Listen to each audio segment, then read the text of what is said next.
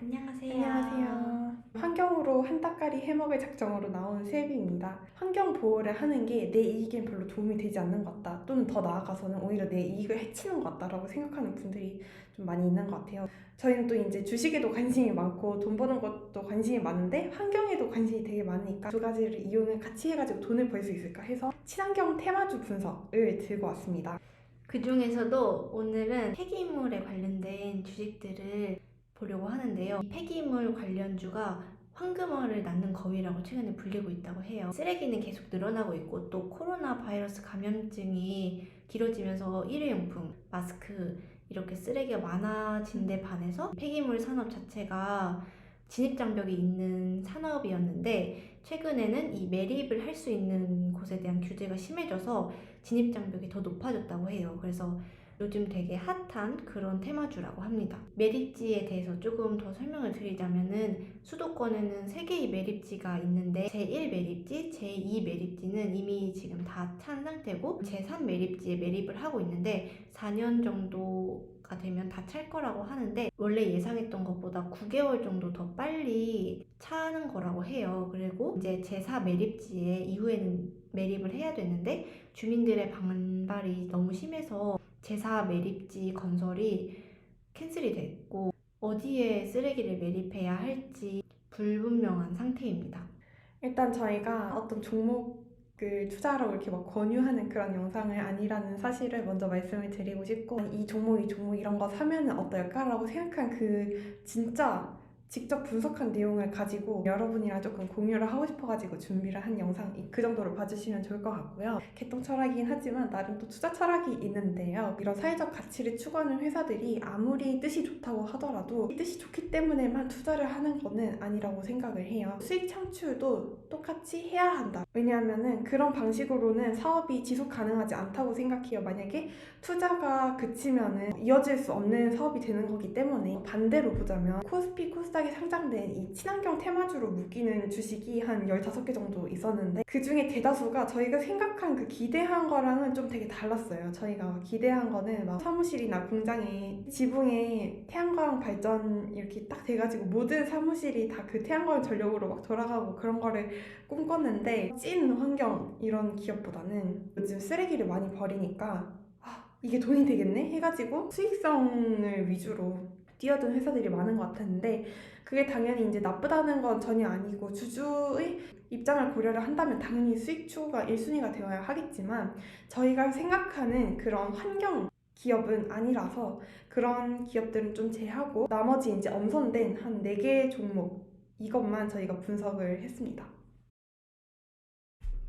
제가 처음으로 소개할 종목은 한솔재지입니다. 웬 재지회사냐고 하실 수도 있는데요. 이 한솔재지의 자회사로 있는 회사 중 하나가 한솔EM인데 여기서 하고 있는 폐기물 산업을 소개하고 싶었기 때문이에요. 이 한솔EM이는 종이 만드는 공장인 제지 플랜트를 시작으로 해가지고 최근에는 폐기물 처리, 폐기물 발전 이런 사업들을 하고 있고 이 한솔EM의 지분의 99.99%를 한솔재지가 가지고 있습니다. 이 한솔EM이가 하는 사업에 대해 좀 더 자세하게 설명을 해보자면 우선 폐기물 처리라는 거는 재활용할 수 없는 쓰레기들을 다시 선별하고 이것들을 무해하게 만들어서 소각이나 매립되는 쓰레기들을 줄이는 거고요. 또 음식물 쓰레기를 건식 사료화 만드는 것, 그런 것도 이 폐기물 처리에 포함이 됩니다. 그리고 폐기물 발전은 음식물이나 가축 분유 같은 유기성 물질을 미생물을 이용해가지고 연료를 만들 수 있다고 해요. 그런 거나 잘 타는 폐기물들, 즉 가연성 폐기물들을 고형화해서 연료를 만들거나 아니면 또 폐수의 침전물들을 이용해서 시멘트를 만들거나 건축 자재를 만드는 그런 사업입니다. 그리고 한솔재지의 재무 정보를 보자면 2020년 연간 보고서가 아직 나오지는 않았지만 3분기까지의 실적을 바탕으로 예측을 해보았을 때 영업이익은 1,000억 원에서 1,300억 원으로 늘 것으로 예상되고 당기순이익도 2배 이상 증가될 것이라고 보고 있다고 합니다. 차트를 보시면은 현재는 13,700원에 거래가 되고 있고 코로나 여파로 작년 4월에는 7,900원까지 떨어졌었는데 한 달 만에 완전 회복을 했고요. 근데 제조업 특성상 성장주라기보다는 그래프가 순환적인 특성이 있다 보니 장기적인 차트를 보면은 우상향하는 차트를 그리고 있지는 않습니다. 사실은 근데 저는 한솔재지의 주식을 사라고 하면은 사실 사고 싶지 않은 것 같아요. 왜냐면은 저는 게으른 투자자이기 때문에 사두면은 계속 오르는 그런 종목에 관심이 있거든요.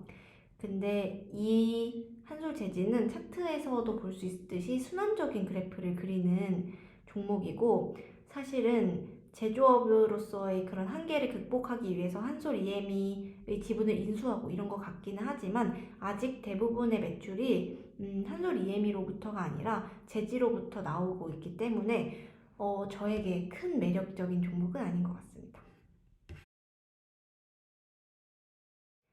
그리고 이제 다음으로 소개할 종목은 인선 ENT인데요. 이 종목은 진짜 꼭 친환경이라서가 아니라 경제적으로 저에게 돈을 좀 가져다 줄 것 같아서 진짜 눈여겨보고 있는 기업입니다. 인선 ENT는 원래는 건설 폐기물 처리의 중간 과정을 담당하고 있는 회사였는데요. 이 중에서 환경 관련된 사업에는 폐자동차 재활용이 있었어요.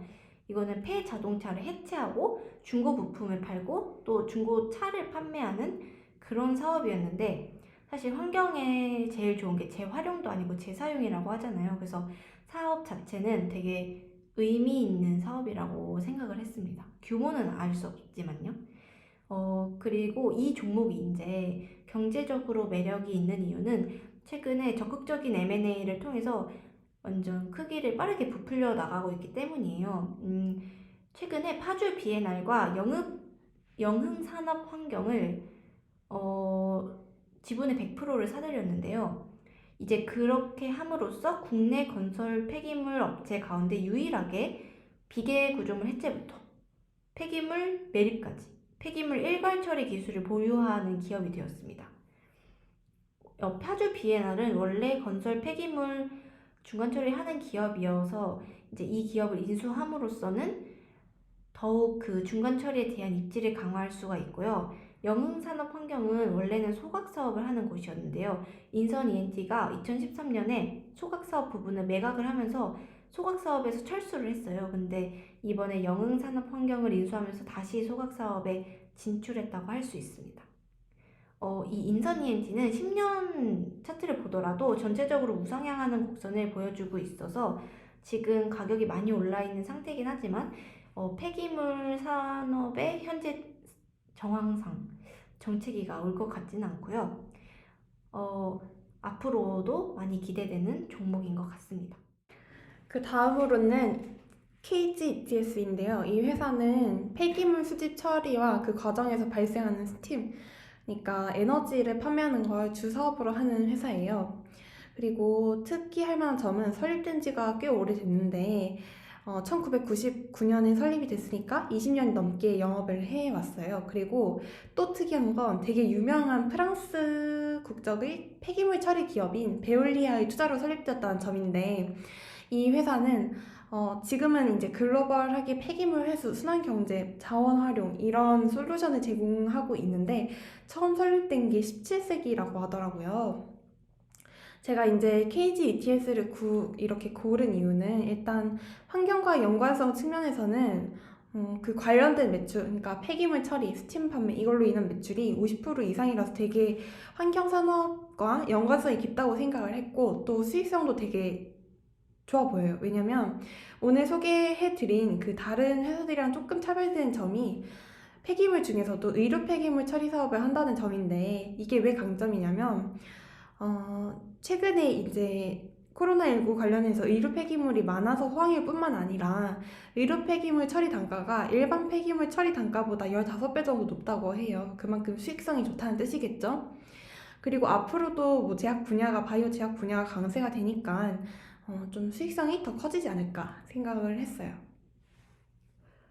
스팀 판매가 이제 이 회사의 신사업 부문인데 최근에 읽은 기사에서는 이 회사가 경기도 시흥시에 위치해 있는데 그 발전소에서 폐열이 발생을 하는 그 고온 스팀을 이용해서 시흥에 있는 우리나라에서 제일 큰 인공 서핑장이라고 하던데 그 어떤 인공 서핑장에 이 스팀 공급을 지난달 그러니까 2020년 12월부터 시작했다고 하더라고요. 그래서 이제 그 인공 서핑장에서 겨울에도 수온을 유지할 수 있도록 하는 그런 서비스인 것 같습니다. 주가 흐름을 보시면 상장된 지는 10년 정도 됐고 최근에 최고가를 찍었어요. 사실 뭐 최근이라고 하기도 뭐하고 바로 어제 그러니까 1월 8일인데요. 작년 3월에 이제 코로나발 시장 충격에 의해서도 거의 타격을 입지 않은 점이 아주 인상 깊습니다. 잠깐 주가가 2,000원대로 떨어졌지만 바로 회복한 것 같아요.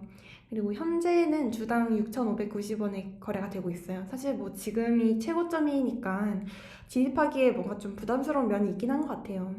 그리고 올해 주가가 2배 이상 뛰었기 때문에 근데 환경산업 자체가 아까 앞에서도 언급이 됐다시피 앞으로 뜨는 분야다 보니까 상승 여력이 남아있을 것 같습니다.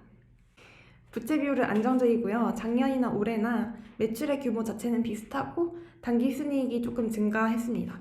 특히 가장 최근에 발표된 실적을 살펴보면 2020년 3분기 그러니까 작년 9월에 끝난 그 분기에 당기순이익이 누적 기준으로 전년도 동기 대비 2배 이상 증가했네요. 3개월 기준으로는 조금 손실이 났는데 아마 뭐 별탈 없는 이상 4분기에 회복됐을 것으로 예상되기 때문에 크게 문제는 없을 것 같아요. 다음 종목은 KC 그린홀딩스와 KC 코트렐 이 두 기업을 함께 소개해 드릴 텐데요. 이 두 회사는 원래 하나였어요. KC 그린홀딩스의 자회사가 KC 코트렐이었는데 이제 2010년에 그 제조 부문인 KC 코트렐이 인적 분할을 통해서 상장이 됐고 지금은 이제 KC 그린홀딩스는 순수 지주회사로 남아 있습니다. 그래서 KC 그린홀딩스의 다른 자회사들을 살펴보면 뭐 주요 사업 부문은 환경 엔지니어링, 환경 서비스, 친환경 제조, 신재생 에너지 등 되게 다양한데 그래도 되게 장점인 거는 이런 다양한 사업을 하면서도 환경 집중도가 되게 높은 점이에요. 그리고 그 중에서 KC 코트렐이 원래는 대기 오염 방지 설비 제조에서 시작을 해서 지금은 좀 더 총체적인 환경 오염 방지 시설에 필요한 기계 장치를 만들고 있다고 해요. 여기서 기계 장치라고 하면 집진 처리 장치, 유해가스 처리 장치 등이 있다고 합니다. 그리고 이 회사도 신사업 부문으로 바이오매스, 폐기물 처리를 이용한 에너지 생산으로 확대를 해나가고 있다고 하고요. 그리고 KC 그린홀딩스는 되게 글로벌하게 뻗어나가고 있다고 생각이 되는 게 국내 계열 회사가 26개인데 해외 현지 법인으로 설립된 계열 회사도 29개에 달하더라고요. 그리고 해외나 국내나 비슷하게 사업은 환경 플랜트, 환경 서비스, 친환경 제조, 신재생 에너지 이런 4가지 분야에서 주로 사업을 하고 있습니다.